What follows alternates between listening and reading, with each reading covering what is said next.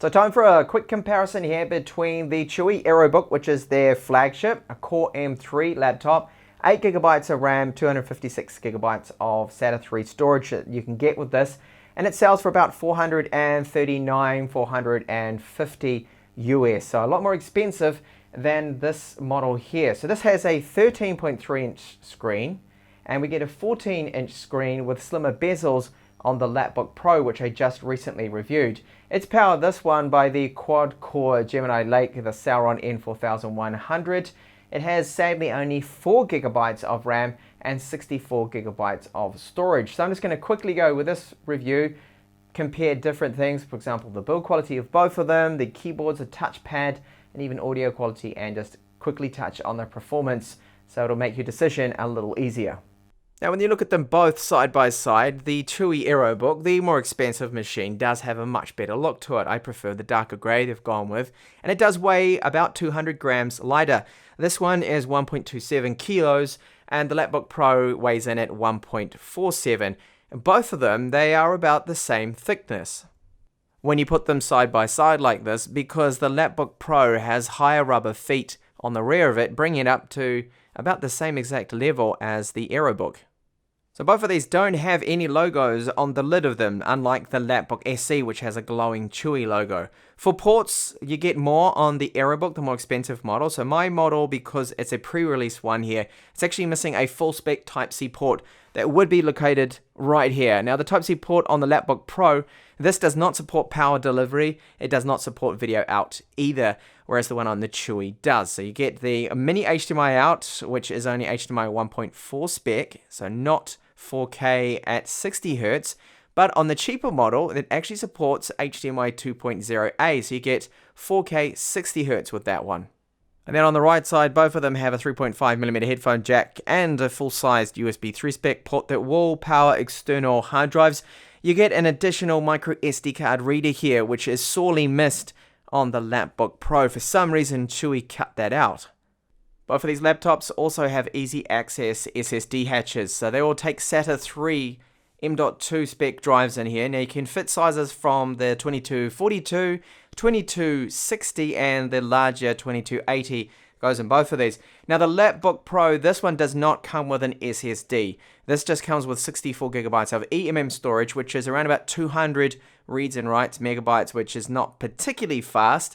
And then the options you get with the Aerobook, they're a lot better. You get 128GB, 256GB of SSD storage, right up to 1TB when they had the crowdfunding models at least, and they get around 500 reads and writes, so a lot faster there as well. Now when we take a look at the screens, both of them are hard for me to capture on camera without getting some sort of flicker coming through. They have pulse width modulation, brightness control, but you don't see that flickering in person, because that would then be an issue, it would bother me. So we have approximately 350 lux on the Lapbook Pro, and then about 340 lux maximum brightness on the Aerobook. So they are very similar panels.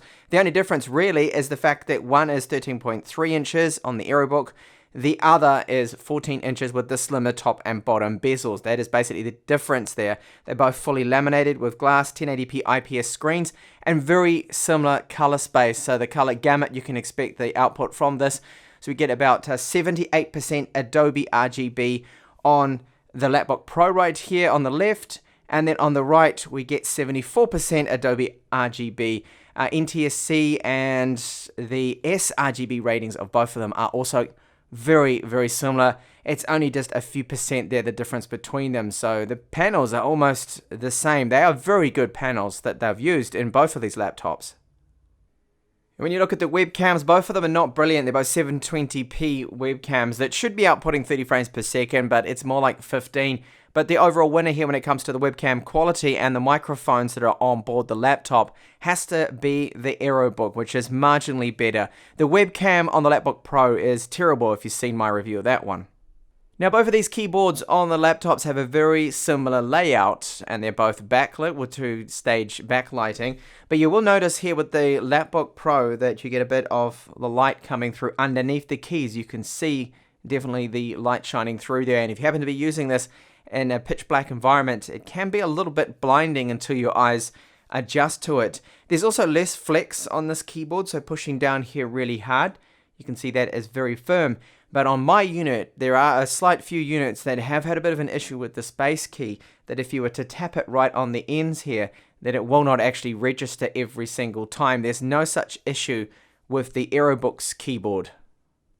This one is very similar to the Lapbook SE's keyboard. It's just a tweaked version of it, you could say. The power button they have made a lot firmer to press, so there's no accidental tapping that and putting the laptop into sleep there. If I press down in the middle, you can see this one has a little bit more flex to it, but with your normal typing pressures, it's not actually a problem. And the backlighting on the keys, you can see nothing's leaking through along here. It's just the caps lock. You can see a little bit of light that is leaking from the backlight underneath that particular key. These keycaps have a more of a glossy finish to them, whereas they're more like matte on the Lapbook Pro. But this one I prefer because they are larger keys, and the travel of both of them is about the same. It's about 1.5, 1.6 millimeters or so of travel that they have, and no issues with the space bar here on the Aerobook. The touchpad on the Aerobook for me is also superior. It's just got a better surface to it, but both of them do work well without any issues. Performance-wise, there is a big difference because we are looking at two completely different chips here. Even though the Lapbook Pro has a quad-core chip with a higher turbo of 2.4 gigahertz, it's more low-end, and they have a similar kind of power limit as well to the TDP. Now, you can, of course, tweak this, but out of the box, Chuwi has the Lapbook Pro set to 12 watts TDP, so it performs a little bit better than the other Gemini Lake laptops out there. But the Aerobook, which I'm showing you now, of course, has double the RAM. So this one has 8 gigabytes of RAM. It is DDR3, 1600 megahertz. And if you take a look at the Geekbench score, it does pull through a much higher single core score here. And overall, the performance, you do notice, because of the RAM, because of the fact that single core score is a lot better, it does feel a lot quicker and snappier moving around Windows. And you see here with the Lapbook Pro now that we've got 2133 megahertz DDR4 RAM. And okay, that RAM is actually faster, but when you take a look at the Geekbench 4 score, it does come out significantly slower here. There's a difference of almost about 1,000 points on the single core score. Both of these laptops are not powerful laptops in that regard. They're not super powerful. They're more suited to, of course, light computing. That's what they're really designed for.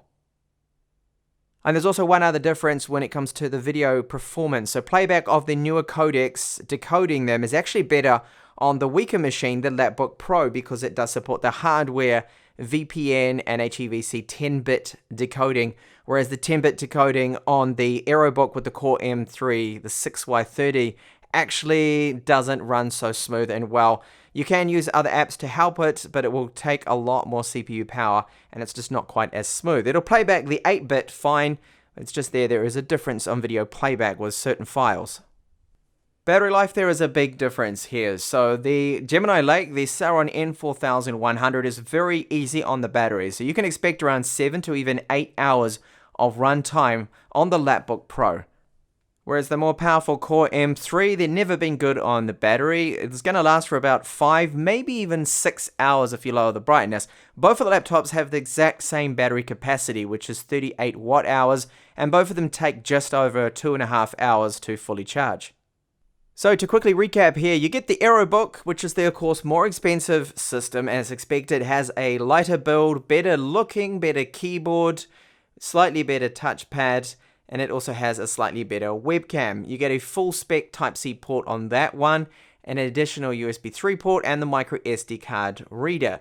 So that is probably the model that you would go for if money wasn't an issue there and you wanted something for the light task that both of these machines are okay at. But of course the Aerobook is quite a bit faster thanks to that more powerful Core M3 that it has on board.